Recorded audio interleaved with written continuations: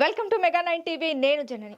నాడు నెర్రలు బారిన నేలలు, తడారిపోయిన గొంతులు, ఎండిపోయిన రిజర్వాయర్లు, వాగులు, వంకలు, చెరువులు, బోరుబావులు, పశుగ్రాసం కరువై కలేబరాలకు తరలిపోతున్న పశువులు, కరువు రక్కసి కోరలకు బలైపోతున్న బతుకులు, అందరికీ అన్నం పెట్టే అన్నదాతల ఆత్మహత్యలతో తల్లడిల్లిన ఆ నేల తల్లి సమైక్య పాలనలో సాగునీరు కాదు కదా, కనీసం తాగునీరు దొరకని దుస్థితి. పాలకుల వివక్షతో రగిలిపోయిన ఆ ప్రాంతం ఎండాకాలం అనావృష్టి, వానాకాలం అతివృష్టి. ఉమ్మడి రాష్ట్రంలో ఆ ప్రాంతం నీళ్లు, నిధులు, నియామకాలలో తరతరాలుగా అన్యాయం.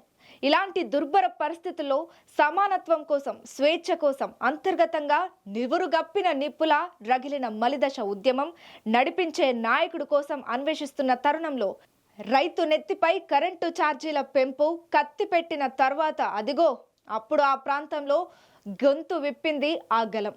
అప్పటి వరకు అదే పాలనలో ప్రభుత్వం ఉన్నా ఇంకానా ఇకపై సాగదు ఈ వివక్ష అంటూ మా రాష్ట్రం మాకు కావాలి, మా నీళ్లు, మా నిధులు, మా నియామకాలు మాకే కావాలి అంటూ ఆ పదవికి, ఆ పార్టీకి రాజీనామా చేసి ప్రత్యేక రాష్ట్ర ఆరాటానికి, పోరాటానికి నాయకత్వం వహించి ప్రత్యేక రాష్ట్ర కోసం పార్టీని ఆవిష్కరించి ఒకే ఒక్క బక్కపలుచని వ్యక్తి ప్రజలతో కలిసి సంఘటిత శక్తిగా సమైక్యవాదుల పాలనలో జరిగిన అవమానాలకు స్వస్తి పలకడానికి ప్రత్యేక రాష్ట్రం కోసం గల్లీ నుంచి ఢిల్లీ దాకా మా ప్రాంతం, మా రాష్ట్రం, మా హక్కులు హననం చేస్తే ఊరుకోమని హెచ్చరిస్తూ ఆ ప్రాంత ప్రజలను ఒక్కతాటిపైకి తెచ్చిన నాయకుడు పదవులను తృణప్రాయంగా త్యజించి పలుమార్లు రాజీనామాలు చేయడం, మళ్లీ గెలవడం ద్వారా ప్రజాస్వామ్యంలో ఎన్నికలే ప్రత్యామ్నాయం, ప్రజల స్వరాష్ట్ర ఆకాంక్షలు తెలిపే మార్గం అని భావించాడు.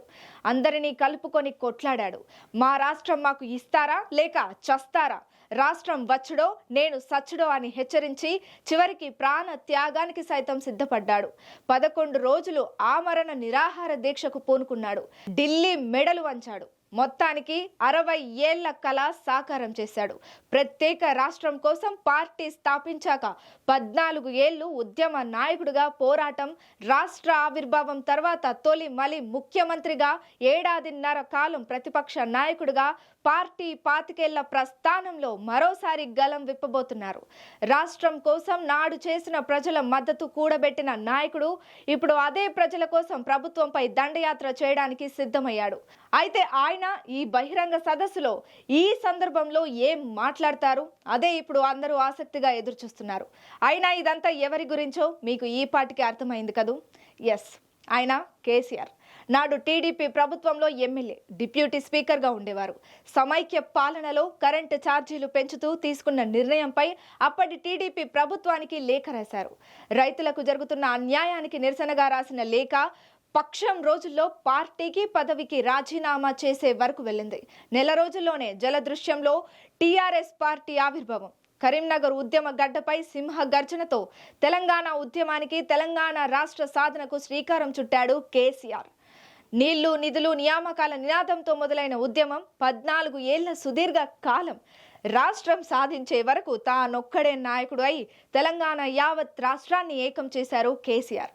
అప్పటి వరకు తెలంగాణ అస్తిత్వం కోసం లోపల రగులుతున్న జ్వాలకు కేసీఆర్ నాయకత్వం కరెక్ట్ అని భావించారు ప్రొఫెసర్ జయశంకర్, కోదండరాం లాంటి మేధావి వర్గం. అలా 2001 నుంచి 2025 వరకు కేసీఆర్ నాయకత్వంలో మలిదశ తెలంగాణ ఉద్యమం ఎన్నో కీలక మలుపు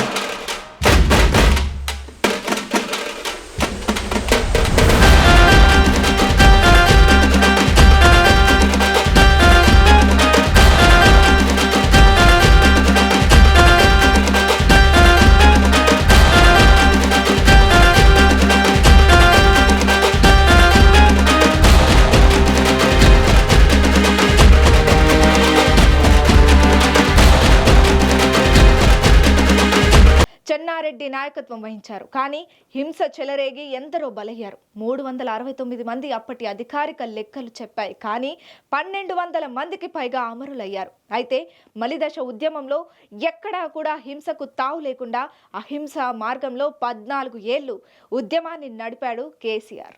ప్రజాస్వామ్యంలో ఎన్నికలే రెఫరెండం, ప్రజలే న్యాయ నిర్ణేతలు. వారి ఆశలు ఆశయాలు నెరవేర్చడమే పాలకుల లక్ష్యం. అందుకే తెలంగాణ ప్రజల ఆకాంక్షను తెరలేపడానికి పలుమార్లు రాజీనామాలు చేయడం, ఎన్నికలలో గెలవడం, అసెంబ్లీ పార్లమెంట్లలో తెలంగాణ రాష్ట్రం గలం వినిపించారు కేసీఆర్. 2001 వరకు తెలంగాణ భాష యాసను కూడా అవహేళనగా చూసే రోజుల నుంచి గర్వంగా తెలంగాణ యాసను మాట్లాడే స్థితికి తెచ్చారు కేసీఆర్. కేసీఆర్ యాసను ఆంధ్ర వాళ్ళు కూడా అనుసరించేలా చేశారు. అప్పటి వరకు ఆంధ్ర భాషలోనే మాట్లాడడం అధికారికంగా ఫీల్ అయ్యేవారు. అలా మొదటగా యాసలో తెలంగాణ ప్రజలు స్వేచ్ఛగా మాట్లాడుకునేలా చేశారు కేసీఆర్. తాను ధైర్యంగా స్వయంగా తెలంగాణ యాసలో మాట్లాడుతుంటే బహిరంగ వేదికల నుంచి ప్రజల నుంచి మంచి స్పందన కూడా వచ్చింది. అది కేసీఆర్ మొదటి ఆంధ్ర యాసపై తెలంగాణ యాస పట్టు సాధించిన విజయంగా చెప్పొచ్చు. అలా కేసీఆర్ నాటి నుంచి నేటి వరకు తెలంగాణ ఉద్యమం కోసం వెన్ను చూపకుండా శాంతియుత మార్గంలో తెలంగాణ మలిదశ ఉద్యమాన్ని అజేయంగా నడిపాడు. టీఆర్ఎస్ పార్టీ స్థాపించినప్పుడు కేసీఆర్ ఒక్కడే. కానీ జలదృశ్యం నుంచి మొదలైన టీఆర్ఎస్ ఆవిర్భావంతో మొదలైన ప్రస్థానం కరీంనగర్ సింహగర్జన బహిరంగ సభ వరకు అనగా కేవలం కొన్ని రోజుల వ్యవధిలోనే లక్షలాదిగా స్వచ్ఛందంగా తరలి రావడం కేసీఆర్ నాయకత్వం గొప్పతనం. నిజానికి కేసీఆర్ నాటి టీడీపీ అధినేత ఉమ్మడి ఆంధ్రప్రదేశ్ ముఖ్యమంత్రులు ఎన్టీఆర్, వైఎస్ రాజశేఖర్ రెడ్డి లాగా అందము లేదు, వారిలాగా మంచి ఆకారము లేదు, వారిలాగా సినిమా పొలిటికల్ గ్లామర్ కూడా లేదు. కానీ అంతకు మించి ఆకర్షణ కేసీఆర్ సొంతమని చెప్పవచ్చు. ఆయన బాడీ బక్కపల్చగా పిటికెడు కండ లేకుండా ఆయన గుండెల్లో తెలంగాణ వాదం ఎత్తుకున్న దమ్ముంది. ప్రత్యేక తెలంగాణ కోసం పదవులను తృణప్రాయంగా త్యజించిన గొప్పతనం ఉంది. టీఆర్ఎస్ పార్టీ స్థాపించిన ధైర్యం ఉంది. అందుకే అన్నింటికి తానే ముందుండి నడిపించిన కేసీఆర్ తెలంగాణ ప్రజలంతా సంఘీభావం ప్రకటించారు. తెలంగాణ రాష్ట్ర వ్యాప్తంగా కేసీఆర్ బహిరంగ సభలకు 2001 నుంచి మొన్నటి ఖమ్మం ఎన్నికల సభ వరకు లక్షలాదిగా ప్రజలు కేసీఆర్ను చూడడానికి, ఆయన ప్రసంగం వినడానికి స్వచ్ఛందంగా తరలివస్తారు. సకల జనుల సమ్మె అయితేనేం, సాగర హారాం అయితేనేం, తెలంగాణ రాష్ట్ర వ్యాప్తంగా కేసీఆర్ బహిరంగ సభలకు 2001 నుంచి మొన్నటి ఖమ్మం ఎన్నికల సభ వరకు లక్షలాదిగా ప్రజలు కేసీఆర్ ను చూడడానికి, ఆయన ప్రసంగం వినడానికి స్వచ్ఛందంగా తరలి వస్తారు.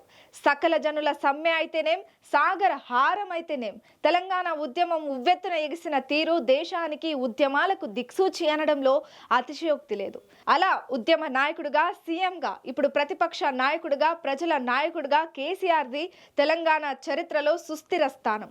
60 ఏళ్ల ప్రత్యేక తెలంగాణ రాష్ట్ర కలను సాకారం చేసిన కేసీఆర్ ను తెలంగాణ జాతి పితగా అంటున్నారు బీఆర్ఎస్ శ్రేణులు.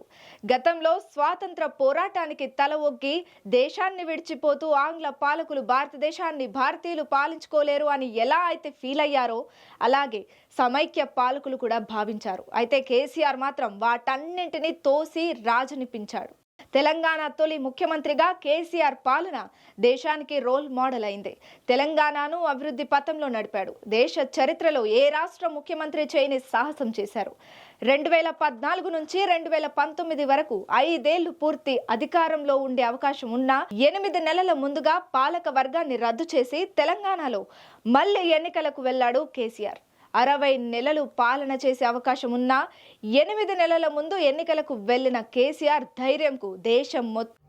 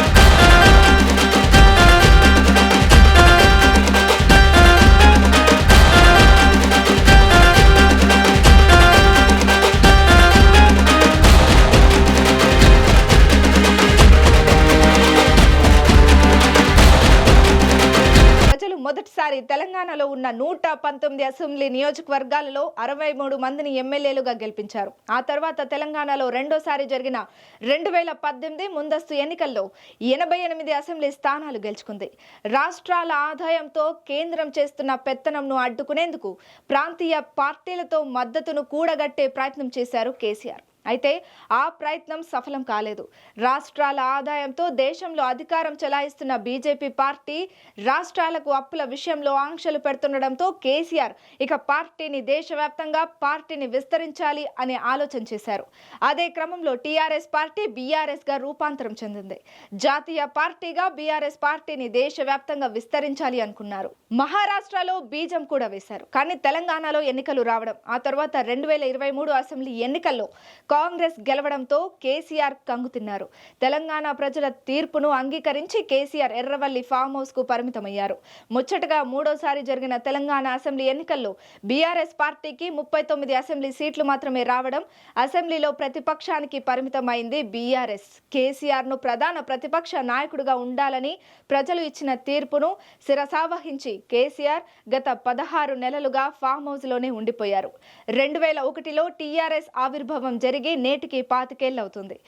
ఇక ఏడాదిన్నరగా రేవంత్ సర్కార్ అధికారంకి వచ్చినప్పటి నుంచి ఆర్థిక కష్టాలతో పాటు ఇటు ప్రజలకు ఇచ్చిన హామీలు అమలు చేయడం కష్టంగా మారింది. కేవలం పాక్షికంగా మాత్రమే అమలు చేయడంతో ప్రజల వ్యతిరేకత పెరుగుతోంది. అటు కాంగ్రెస్ లో సీనియర్ల వర్గపోరుతో పాటు అధిష్టానంకు ఫిర్యాదులు చేయడం రేవంత్ నడుమ నలుగుతూ పాలన చేస్తున్నారు. 6 గ్యారెంటీలు 100 రోజులు అమలు చేస్తామన్న హామీలు కూడా అటకెక్కించారు. అలా ఎన్నికల ముందు కాంగ్రెస్ అధినాయకులు అయిన సోనియా, రాహుల్, ప్రియాంక గాంధీలతో పాటు కాంగ్రెస్ జాతీయ అధ్యక్షుడు మల్లికార్జున్ ఖర్గేతో కూడా తెలంగాణలో ఎక్కడికక్కడ భారీ బహిరంగ సభలలో డిక్లరేషన్ చేపించి ప్రజల్లో నమ్మకం కల్పించి అధికారం చేపట్టిన కాంగ్రెస్ ప్రభుత్వం అవి అమలు చేయలేకపోతుంది. ఇక కాంగ్రెస్ పై బీఆర్ఎస్ ఏడాదిన్నరగా ప్రధాన ప్రతిపక్షంగా ప్రజల గలం వినిపిస్తూ వస్తోంది. కేసీఆర్ 15 నెలల మౌనం వెనుక 25 ఏళ్ల పార్టీ ప్రస్థాన వ్యూహం ఉందని ఇప్పుడు స్పష్టమవుతోంది. నేడు రజతోత్సవం జరుపుకుంటున్న తరుణంలో మరోసారి తెలంగాణ ప్రజలను ఉద్దేశించి వరంగల్ జిల్లా ఎల్కతుర్తి భారీ బహిరంగ సభలో లక్షలాది మంది ప్రజల సమక్షంలో కేసీఆర్ గలం విప్పబోతున్నారు. సరిగ్గా సాయంత్రం 7:05 ప్రసంగం ప్రారంభమవుతుంది. సుమారు గంటన్నర సేపు ఆయన ప్రసంగం సాగనుంది. పార్టీ ఆవిర్భావం, తెలంగాణలో బీఆర్ఎస్ 10 ఏళ్ల పాలన, ఎండిపోయిన నదులు, చెరువులు నిండి జలకల సంతరించుకున్న దృశ్యాలు,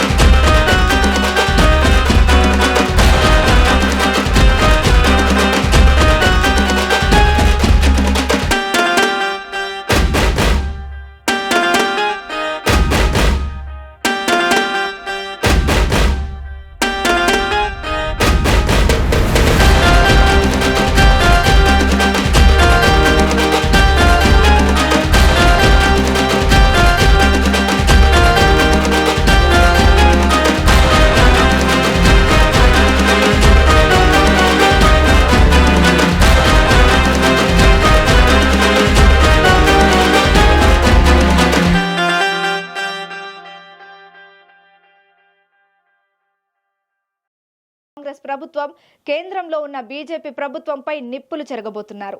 జాతీయ పార్టీల విధానాలను ఎండగట్టబోతున్నారు. లోకల్ బాడీస్ లో తెలంగాణ కోసం కొట్లాడిన టీఆర్ఎస్ అలియాస్ బీఆర్ఎస్ ను బలపరచాలని కోరే అవకాశం ఉంది. అయితే బీఆర్ఎస్ రజతోత్సవ సభ తెలంగాణతో పాటు దేశవ్యాప్తంగా కేసీఆర్ ఏం మాట్లాడతారనే ఆసక్తి నెలకొంది. కేసీఆర్ స్పీచ్ ఎలా ఉంటుందో సాయంత్రం వరకు వేచి చూడాలి.